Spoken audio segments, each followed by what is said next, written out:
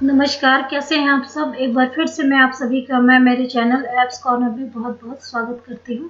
और आज के पाठ में हम जो आपकी जो कक्षा 11 की अंतरा पाठ्य पुस्तक है, उसके काव्य खंड से पद्माकर जो हैं कवि हमारे, उनकी जो रचना है वो हम पढ़ेंगे। तो चलिए सबसे पहले जो हमारे कवि हैं उनका एक छोटा-सा परिचय देख लेते हैं। कवि पद्माकर के बारे में अब हम उनका एक परिचय जान लेते हैं। तो रीतिकाल के कवियों में पद्माकर का महत्वपूर्ण स्थान है। वे बांदा उत्तर प्रदेश के निवासी थे। उनके परिवार का वातावरण कवित्वमय था। उनके पिता के साथ साथ उनके कुल के अन्य लोग भी कवि थे, अतः उनके वंश का नाम ही कवीश्वर पड़ गया था। वे अनेक राज दरबारों में रहे। बूंदी दरबार की ओर से उन्हें बहुत सम्मान दान आदि मिला। पन्ना महाराज ने उन्हें बहुत से गांव दिए। जयपुर नरेश ने उन्हें कविराज शिरोमणि की उपाधि दी और साथ में जागीर भी।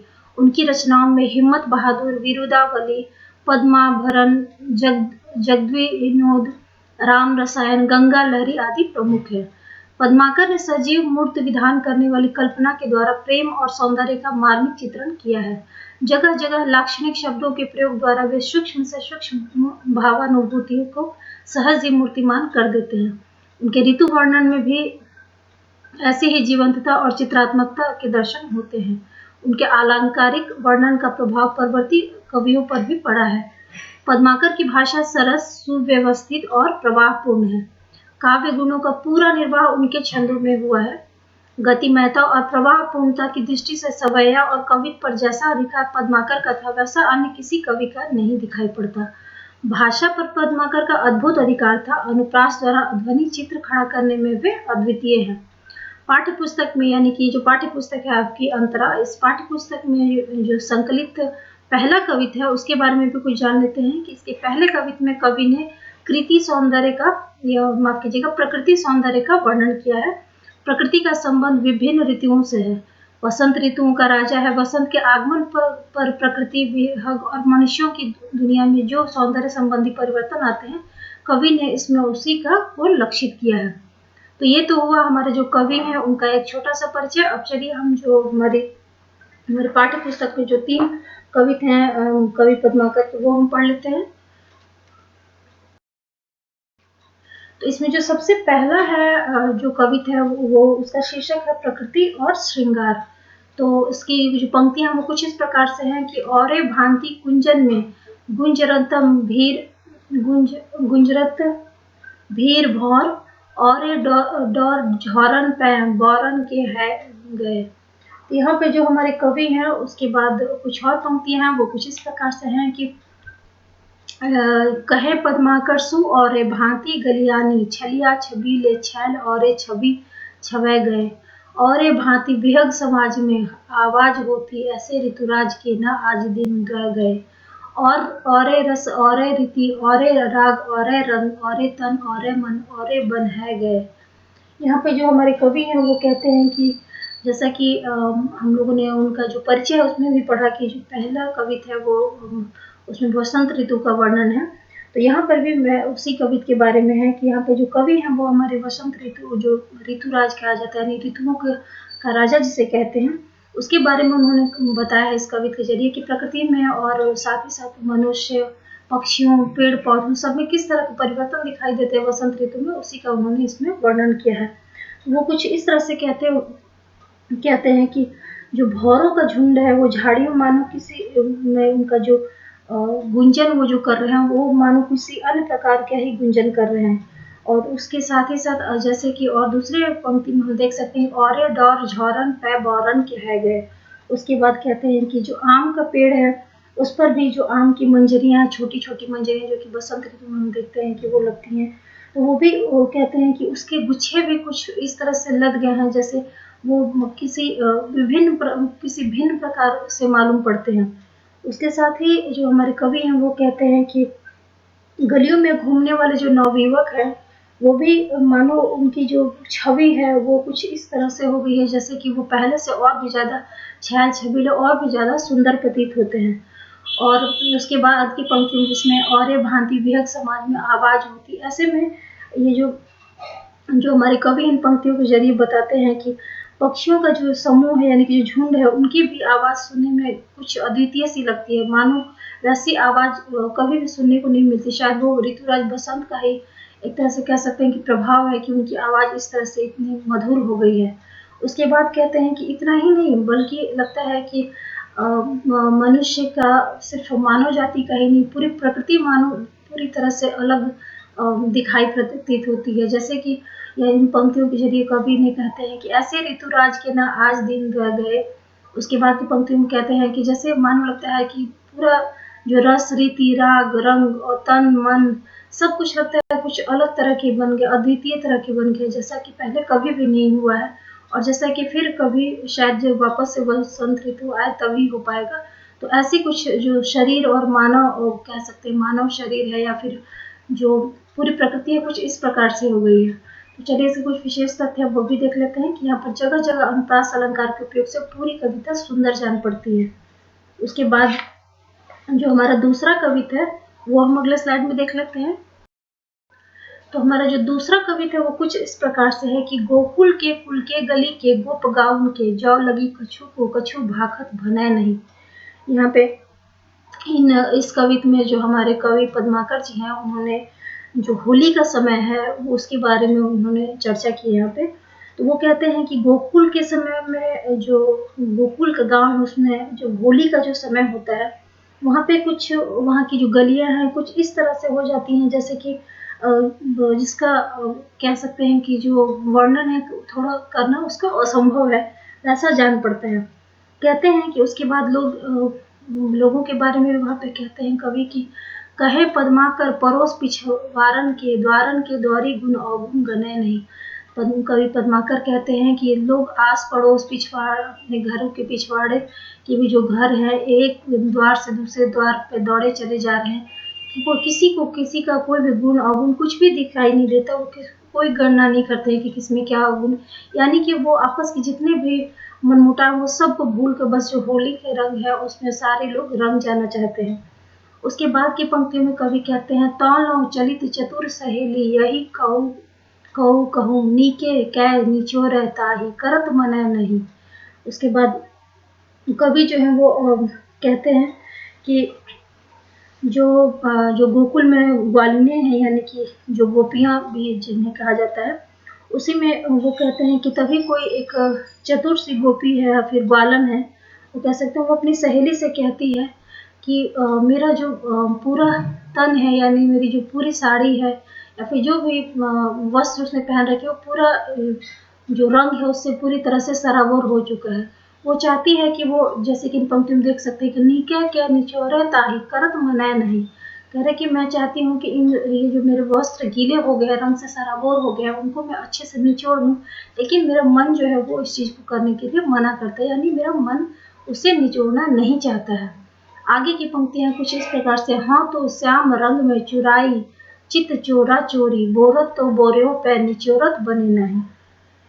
आगे की पंक्तियों में कहती है कि श्री कृष्ण के सांवले रंग में उसका जो मन है वो जो कृष्ण का श्याम जहाँ लिखा हुआ है श्याम रंग यानी कि कृष्ण का जो सांवला रंग है श्याम रंग है वो कुछ इस तरह से उसने जो गोपी है उसके मन को कुछ इस तरह से चोरी कर लिया है यानी उसे हर लिया है उसके मन को कि जिसमें कि पूरी तरह से उसका मन उसमें सराबोर हो चुका है उस श्याम रंग में और किसी भी तरह से उसकी जो इच्छा है उसकी जो मन की इच्छा वो बिल्कुल भी उस रंग को अपने मन को निचोड़ कर उसे उस रंग से दूर नहीं करना चाहती है और इसीलिए वो चाहती तो है कि वो जो अपना मन है वो किसी तरह से कृष्ण का जो श्याम रंग है उसे दूर कर दे लेकिन वो ऐसा कर नहीं पाती है उसे करते हुए नहीं बन रहा है। तो ये तो कोई पंक्तियों का कुछ अर्थ मैंने बताया। अब हम इसकी जो विशेषता है वो देख लेते हैं कि कविता के इस भाग में कई तरह के अलंकारों का प्रयोग किया गया है जैसे श्याम रंग में रूपक अलंकार एवं श्लेष अलंकार तथा के कुल के और गली के गोप गाँव में अनुप्रास अलंकार का प्रयोग किया गया है। तो ये तो दूसरा कवित्व हुआ। अब हम अगले स्लाइड में तीसरे कवित्व को पढ़ते हैं। तीसरा जो कवित्व है उसका वो कुछ इस प्रकार से है वो है भौरन को गुंजन बिहार बना कुंजन में मंजुल मलारन को गावनु लगत है। इन पंक्तियों में जो कवि पद्माकर जी वो कहते हैं कि ये जो पंक्तियां हैं वो सावन के महीने के बारे में है यानी कि इन पंक्तियों में उन्होंने सावन का जो महीना होता है उसके बारे में चर्चा की कि प्रकृति में किस तरह के उसमें बदलाव आते हैं। तो हमारे कवि वो कहते हैं कि सावन के महीने में जो भौरों के गुंजन होते हैं, जो वो उनकी जो एक कह सकते हैं जो गुंजन गीत होता है, वो उनका झाड़ियों और लताओं के बीच में घूमना, ये सब कुछ ऐसा प्रतीत होता है मानो कोई सुंदर मल्हार जैसा गा रहा है, यानी कि सुंदर मल्हार गा रहा है। यानी कि यहाँ पर जो हमारे कवि हैं उन्होंने भौरों की गुंजन का झाड़ियों में लताओं में उनकी जो गुंजन है उसकी तुलना उन्होंने मल्हार नामक एक गीत से की है, जो कि उसके बाद आगे जो हमारे कवि हैं वो कहते हैं कि कहे पद्माकर गुमान होते मान होते प्राण होते प्यारो मन भावन लगत है। कहते हैं कवि पद्माकर की जो इस समय जो सावन का महीना होता है उस समय किसी भी व्यक्ति को उसका जो प्रीतम है वो सबसे ज़्यादा प्रिय लगता है। बोलता है कि कहते हैं कि उसी में एक कह सकते हैं कि कवि पद्माकर कहते हैं कि मुझे मेरा प्रियतम मेरे अभिमान से, मेरे रूठने से और मेरे प्राणों से भी ज़्यादा मुझे प्रिय लगता है, और इसीलिए मेरा जो अभी जो मान सम्मान है वो सब कुछ भूल कर सिर्फ और सिर्फ मेरा मन जो अपने प्रियतम के बारे में ही सोचता है। इसीलिए मैं ये हर चीज़ें हैं जो सारी चीज़ें हैं वो बिल्कुल भी एक तरह से बोल सकती हूँ कि गौण हो गई हैं प्रियतम के सामने। वही इन पंक्तियों के जरिए हमारे कवि कहते हैं। आगे की पंक्तियां कुछ इस प्रकार से है कि मोरन को शोर घनघोर चहु ओरन हिंदोरन को वृंद छवि छावनो लगत है। कहते हैं कि मोरों के नृत्य और उनकी आवाज का जो शोर है वो चारों तरफ घनघोर रूप में छाया हुआ है। कहते हैं कि सभी उसके बाद लिखे हैं कि और सभी जो वृक्ष हैं सभी परिझूलों की जो समूह है वो मानो उनकी एक कह सकते हैं भीड़ सी लग गई है, और सभी वृक्षों पे क्योंकि झूले लग गए हैं। उसके बाद वो कवि कहते हैं कि आगे की पंक्तियों को देखते हैं कि नेह सर सावन में मेह बर सावन में झूली बहुत सुहावन लगत है। कहते हैं कि जो हमारे कवि हैं वो कहते हैं कि जो नेह यानी कि यहाँ पे नेह प्रेम को बोल सकते हैं, उसके बारे में उन्होंने कहा है कि कह रहे हैं कि जो मन में है वो पूरी तरह से जो प्रेम है वो छाया हुआ है, और आकाश में बादल बरस रहे हैं, यानी कि आकाश में बादल हो रखे हैं, बारिश हो रही है, और सावन में जो झूला झूलना होता है बहुत ही सुहावना लगता है। तो चलिए आगे की जो इसके जो विशेष तथ्य हैं वो हम देख लेते हैं कि वो कुछ इस प्रकार से है कि बिहार वन मंजुल मल्हार में अनुप्रास अलंकार के प्रयोग ने कविता को बहुत सुंदर बना दिया है। तो ये तो हुआ हमारा तीसरा और अंतिम कविता इस पाठ का। अब चलिए कुछ प्रश्न उत्तर हैं जो मैंने खुद से तैयार किया वो देख लेते हैं। इसमें जो पहला प्रश्न है वो ये है कि ये अपनी पाठ्य पुस्तक के प्रश्न मैंने यहाँ पर हल किए हैं। तो वो कुछ इस प्रकार से कि पहला जो प्रश्न है वो ये है कि पहले छंद में कवि ने किस ऋतु का वर्णन किया है। तो जैसा कि मैंने पहले ही आप लोगों को बताया कि पहले छंद में कवि ने वसंत ऋतु का वर्णन किया है। दूसरा प्रश्न हमारा कि इस ऋतु में प्रकृति में क्या परिवर्तन होते हैं। तो इस ऋतु में भंवरों द्वारा किए गए गुंजन अन्य प्रकार की जान पड़ती है। आम के पेड़ों पर मंजरियां गुच्छों में लग जाती हैं। गलियों में घूमने वाले नवयुवक मानो और भी सुंदर बांके हो जाते हैं। इतना ही नहीं, पक्षियों का समूह भी अलग तरह से कलरव करता है। ऐसा लगता है मानो ऋतुराज बसंत के आ जाने से राग रंग तन मन रस सभी भिन्न प्रकार का आचरण करने लगते हैं। तो चलिए कुछ और प्रश्न देखते हैं।